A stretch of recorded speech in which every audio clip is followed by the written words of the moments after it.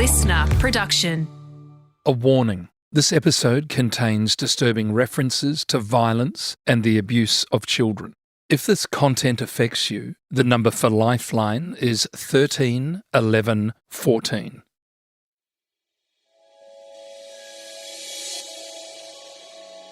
G'day, I'm former police officer Brent Sanders. And for the past 25 years, I've dedicated myself to sharing what I've learnt on the force to the Australian public so they can better protect themselves from falling victim to crime. So with the help of some of the most respected current and former detectives and high-ranking law enforcement agents, we're going to pull back the curtain on what life is like on the force and what they've learned about how crime and criminals really work.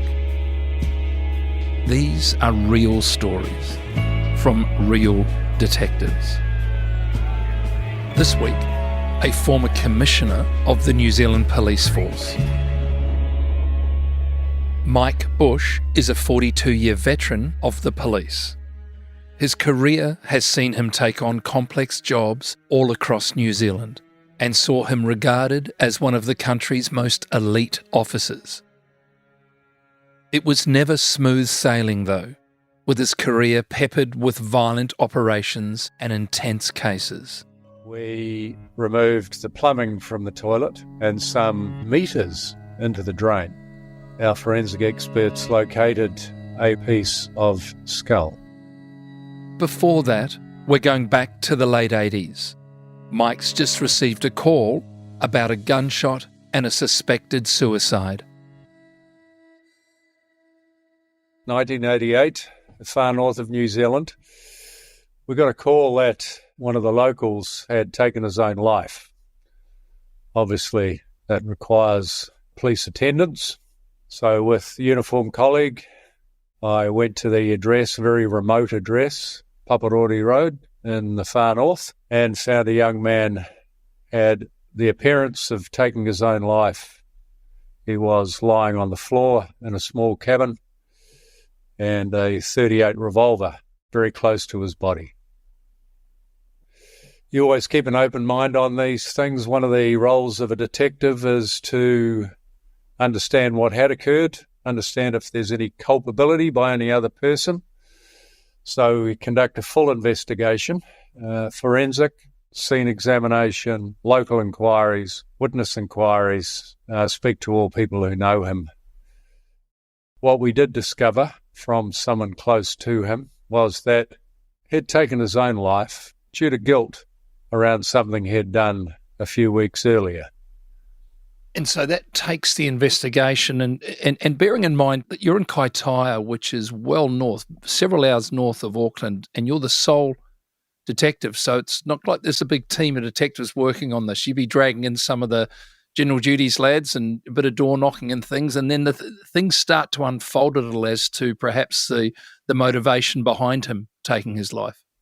That's right. So well supported by the local uniform branch staff, but also by the detectives in the region who have to travel some hours to get there to support with a scene examination, forensic examination, calling in forensic experts as well.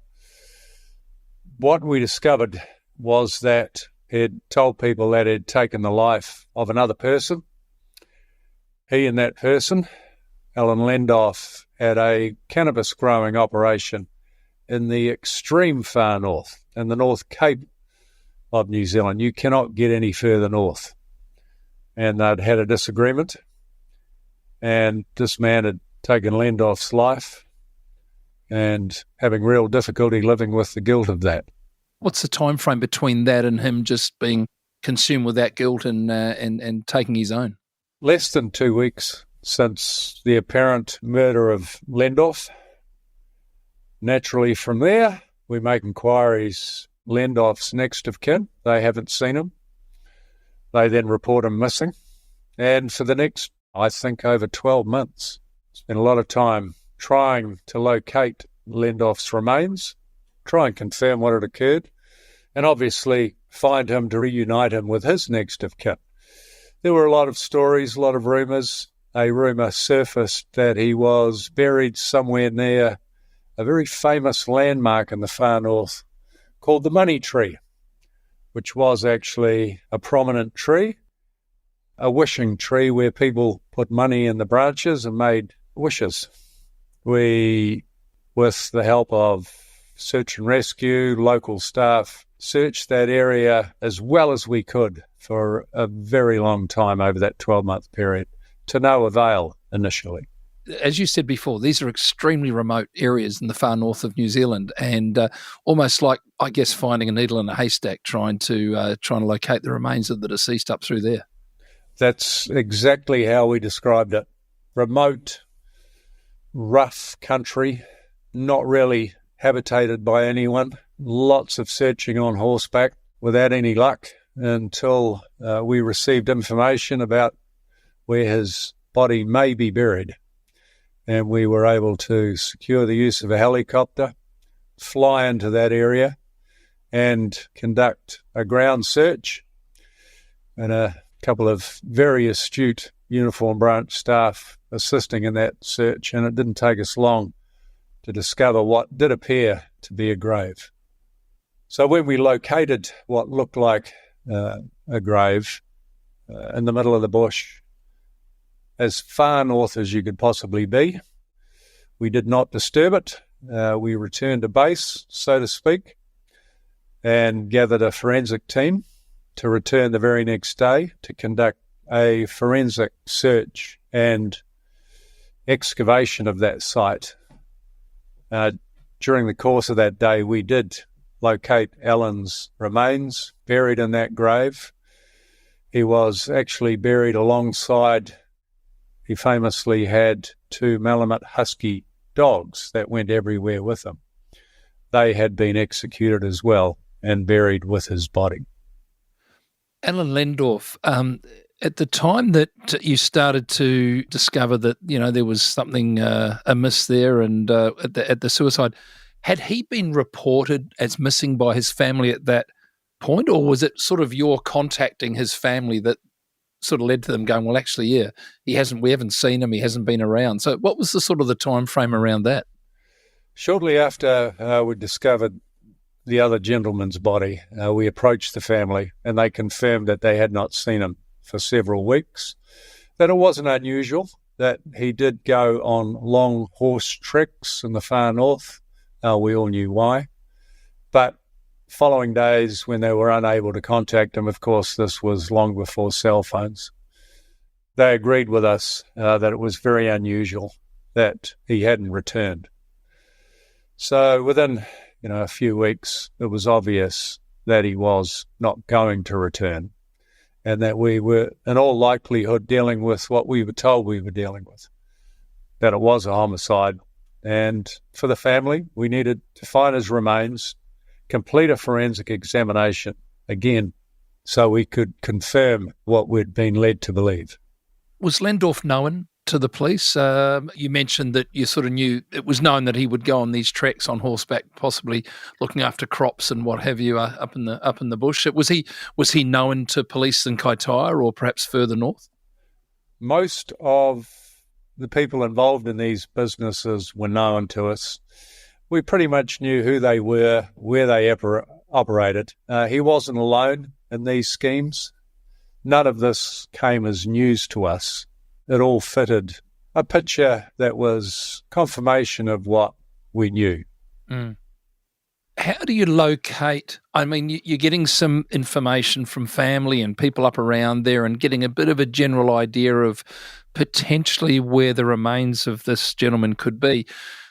On the ground, how do you trace that? Are there dogs involved? How did you end up locating the site where his and his dog's remains were? Look, these days, law enforcement do have the benefit of cadaver dogs that assist in these searches. We did use them previously.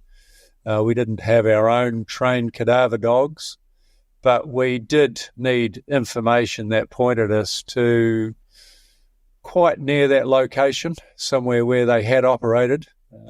So it was good information, and through some good local knowledge and through some really expert searching by some legendary uniform branch officers, we were able to locate what appeared to be his grave.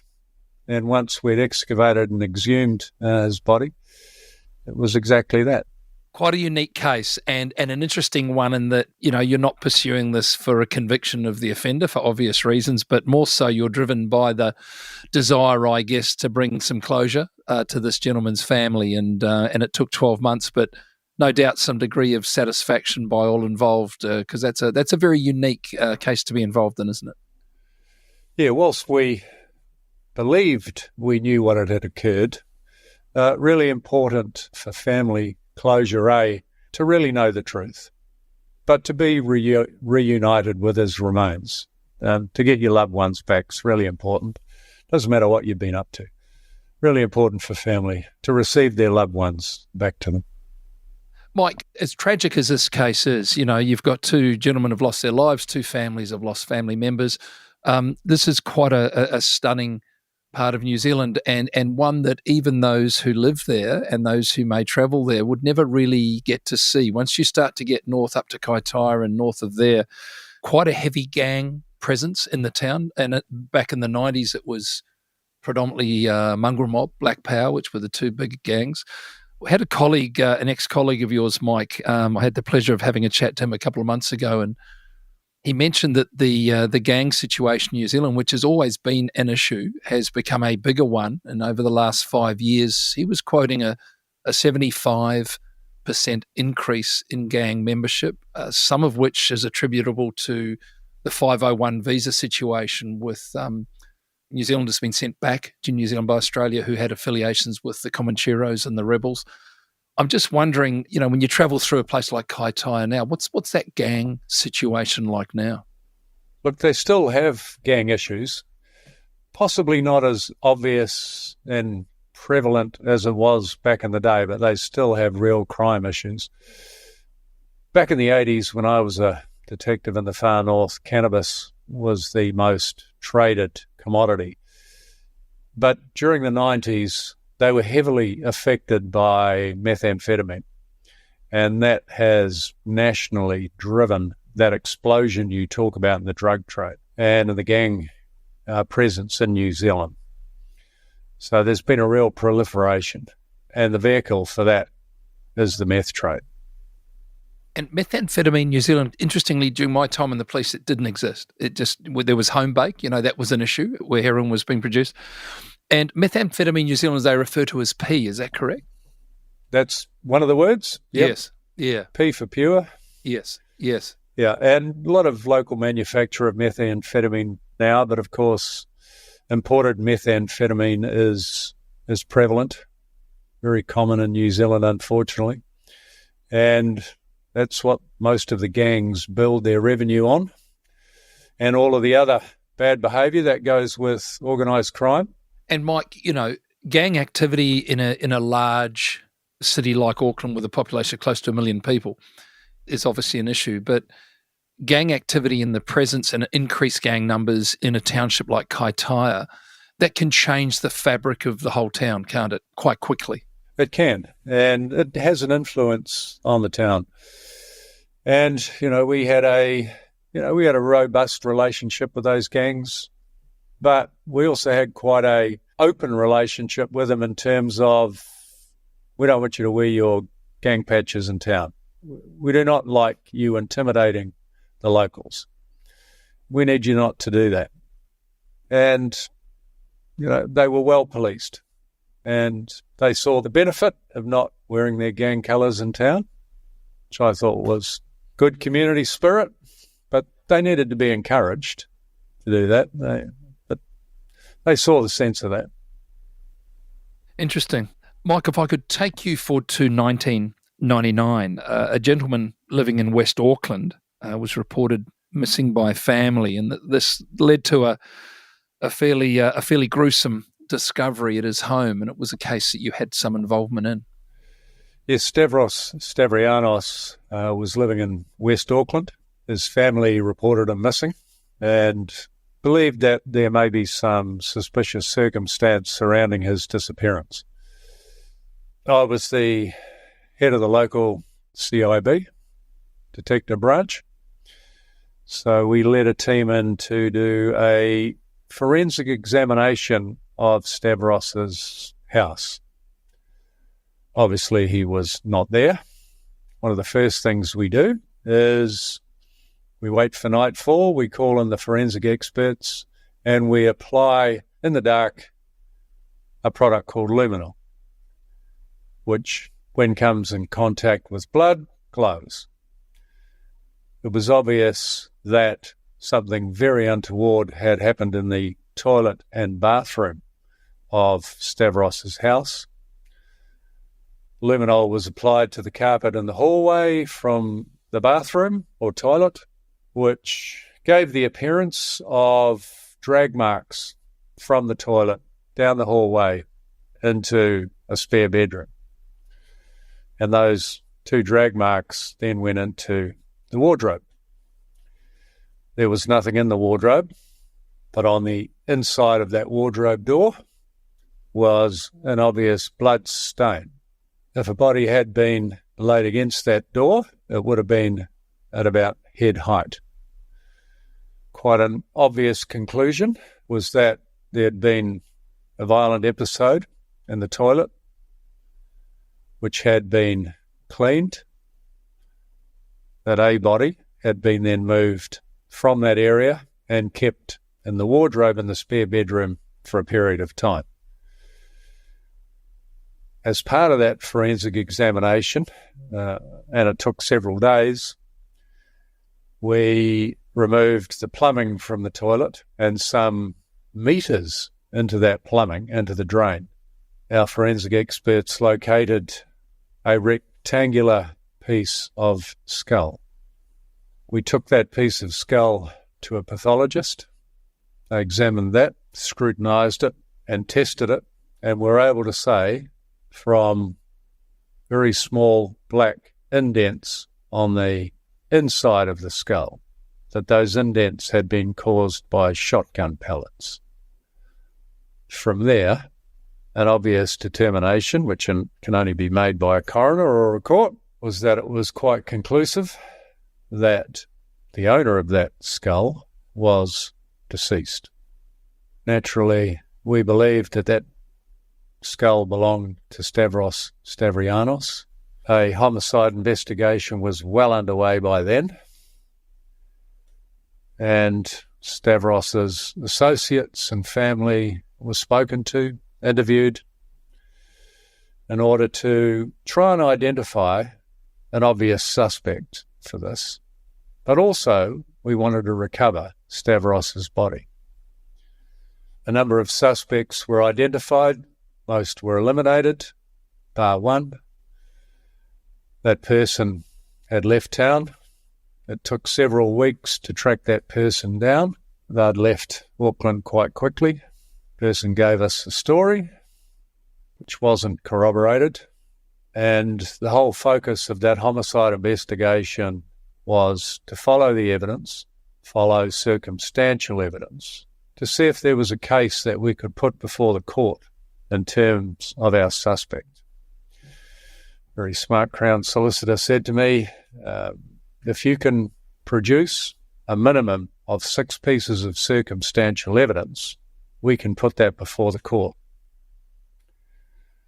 We were able to identify 6 pieces of circumstantial evidence. Circumstantial evidence is very hard to refute. It is circumstance. It is fact. That evidence was put before a jury in respect to this person, and to the investigation team and the family's surprise, it only took that jury 2.5 hours to convict Ian Johnson of Stavros Stavrianos' murder. Johnson, to this day, despite our best attempts, will not tell us where he disposed of Stavros' body. So Stav's family, his sons, to this day have not been reunited with him. And Johnson remains in Auckland Maximum Prison. We were able to see justice done by the courts on behalf of the family. But the other important aspect we weren't able to complete, and that was the recovery of Stav's body to reunite him with family. Was there a motive established, I guess, to identify Johnson as a suspect? There must have been a linked sort of motive to put him in the frame. What are we looking at there? Very similar to the other story we talked about, and we don't like to speak ill of the dead, but Stavros was known to cultivate cannabis in that house. We understand the motive revolved around a falling out with the offender over that cannabis. Certainly, a falling out around cannabis doesn't need to result in what this resulted in, but it did. The 6 pieces of circumstantial evidence, were the other 6 similar type of pieces of evidence? That was what I would call real and forensic evidence to prove that there had been a death, and the methodology, which then went into the circumstantial evidence that a shotgun had been used. The offender was known to have a shotgun, was seen with a shotgun. His behaviour and other factors, including lies that he'd told to associates, all formed a very circumstantial case. And some of those people that he told lies to were quite happy to give evidence in this case.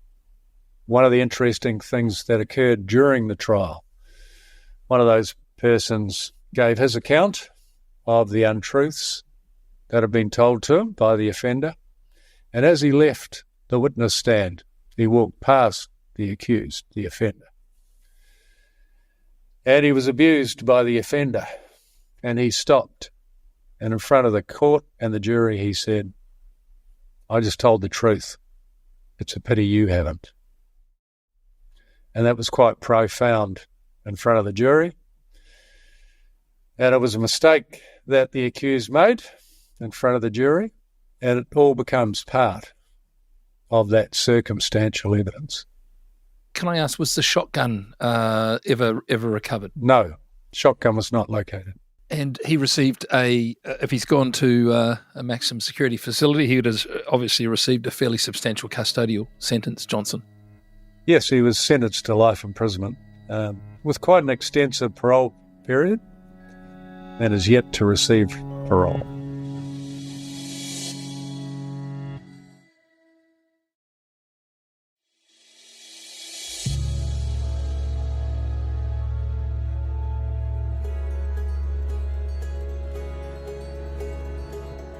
Mike, I'm going to take you to 2008.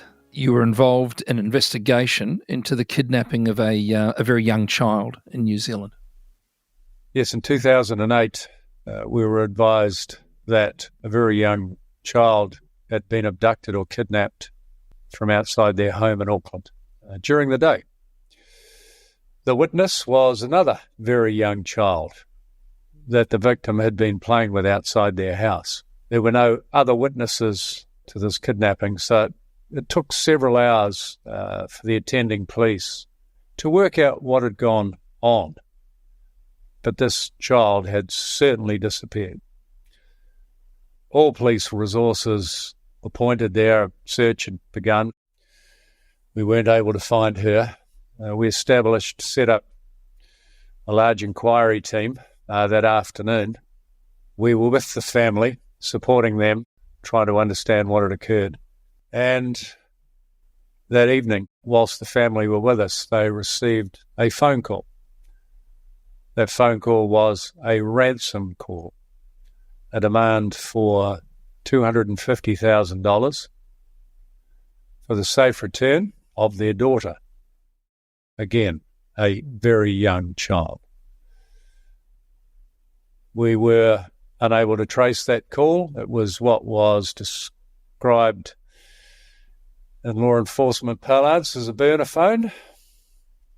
No subscriber, and we were then unable to pinpoint the location of that phone because the caller turned the phone off.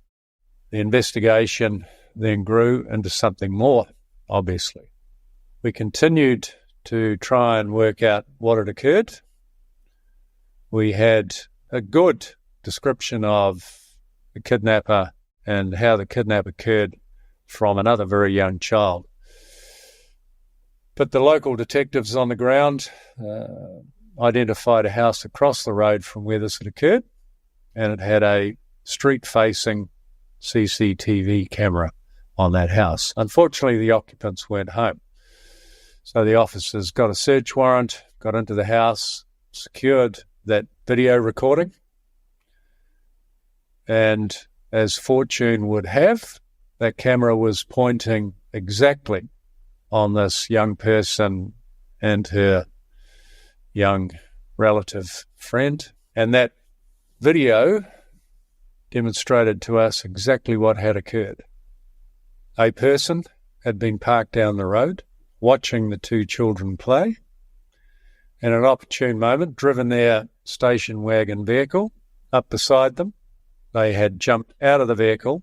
They were alone, black balaclava, dark clothing, taken that young child under their arm, opened the back hatch of the vehicle, opened the suitcase, and threw that child into the suitcase of that car, slammed the boot, and then driven off, leaving the other young person standing there. You can imagine the trauma of that happening to a young person.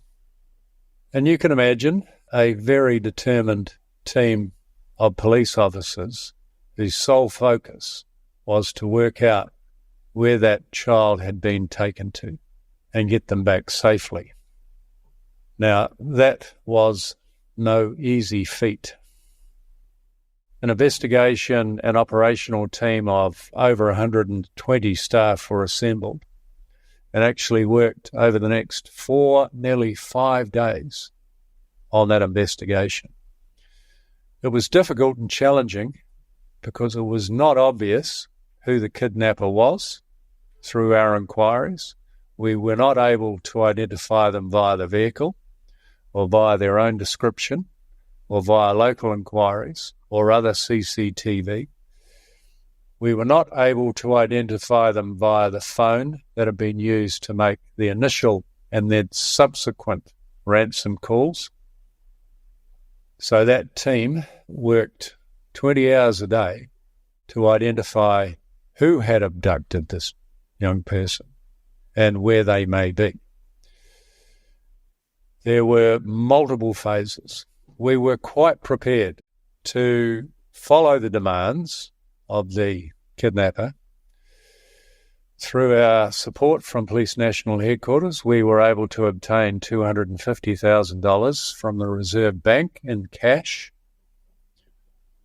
And we were quite happy with surveillance teams to meet with the kidnapper and exchange the cash, not permanently, of course, but in order to help us identify where the young person may be.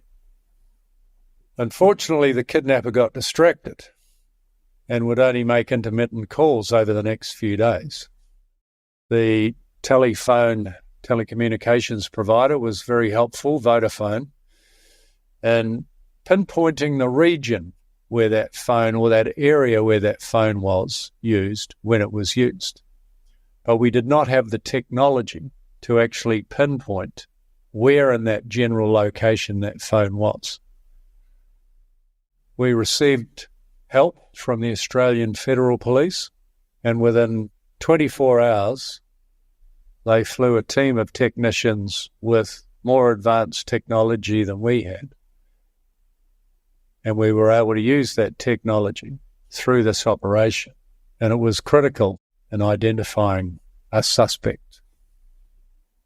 And it was nearly 4 days later, when a call was made, we were able to pinpoint through Vodafone the general area and then get our surveillance and technology teams in place, waiting for the next call.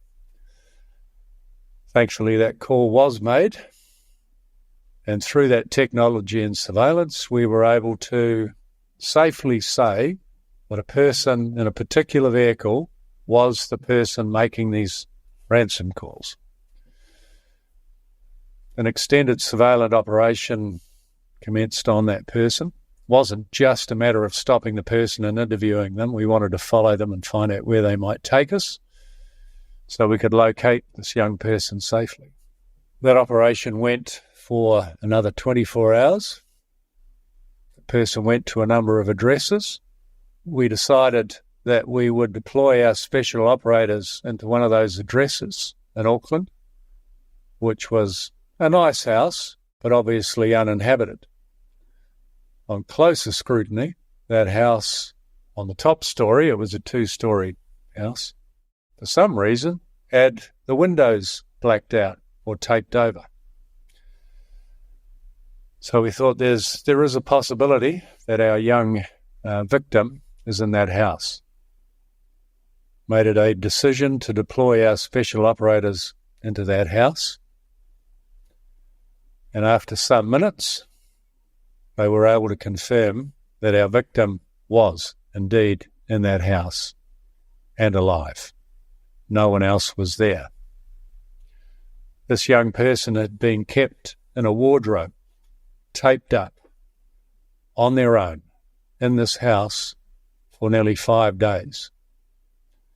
We understand that the offender would visit once a day. They were lucky to provide food and water, but that was the only support that young person had over that period. The young person, when we got her, was very dehydrated, very unwell, and taken straight to medical assistance and reunited with her family. That was a very emotional time for her family, and I've got to say, for the investigation team, including those special operators. They'd been in that house for some time, and I called their boss to say, "We haven't heard from you. Do you have an update?" And a very emotional, hardened inspector came back to me and said, "We have her. She's alive." And when I inquired as to why it took so long for them to report back in, he said, "I was just too emotional. I could not speak." And that just goes to the heart of how the whole team felt to get her back alive. How did it go from there to the offender being apprehended? The surveillance team were still surveilling the offender. He was nowhere near that house at the time. And we decided it was an appropriate time for him to be apprehended. He was travelling in his vehicle around Auckland, and I did ask the special operators, once they'd taken the young victim to safety, that they redeploy to his house. There was no one there, and to wait for him. Obviously, when he did arrive back at his house, it was a moment he'll never forget. Of course, he was unharmed, but he certainly got a surprise. And he was then brought into custody, interviewed, and put before the courts. Received a lengthy custodial sentence, I understand? Apart from which was part of his scenario, some tagging on the motorway, where he'd been arrested unbeknown to us by Motorways Police some 36 hours before for what they thought was tagging, was his only brush with the law. The interesting thing being that tagging was actually an X that he painted on a motorway underpass, which was all part of the scenario where he wished us or the victim's family to drop the $250,000. It was the drop zone that he'd painted on the side of the motorway. As I say, he had no other criminal record and was sentenced to 9 years imprisonment. Well, Mike, I just want to thank you once again for taking the time. You're joining us from your hometown there in Auckland, and thank you so much. You've given us a very intriguing insight into cases that you've worked on. 38 years in the job. I'm sure we could sit and chat here for longer, but Mike, it's been an absolute pleasure to meet with you and have a chat to you. Thank you so much for joining us. Our pleasure. Crime Insiders Detectives is a LiSTNR original production. It's hosted by me, Brent Sanders, produced by Ed Gooden, and sound designed and imaged by Link Kelly.